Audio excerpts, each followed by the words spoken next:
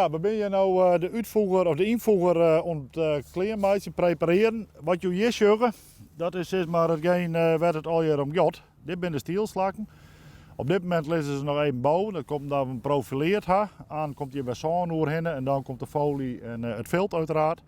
Maar dit zijn de stielslakken en die heb je in verschillende varianten. Dit zijn vrij lietsen en wat griezig.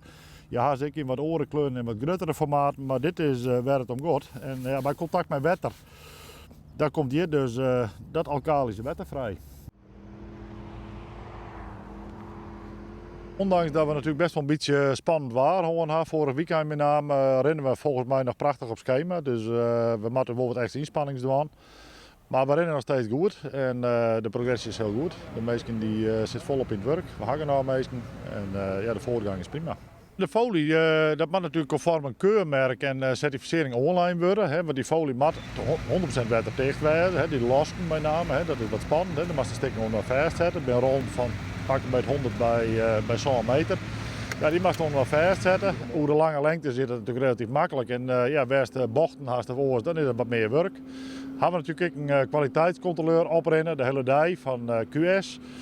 Ja, en die ziet of alles goed komt. En als dat goed is, dan kunnen we trouw. Want als het net goed is, dan moeten we wachten. Dan moeten we het opnieuw doen. De onderkant, het groenwater, dat zit leeg genoeg.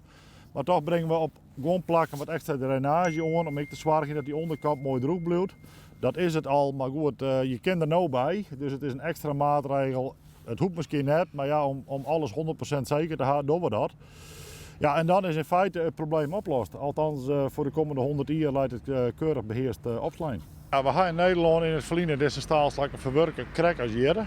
Dus je kunt er ook een beetje van uitgaan dat de problemen die je binnen aan ik op orenplakken komen. Of misschien al binnen.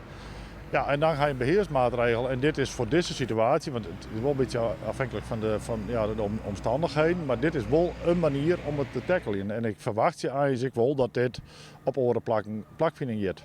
Ja. Kun je jou dan ook weer inhuren als projectleider?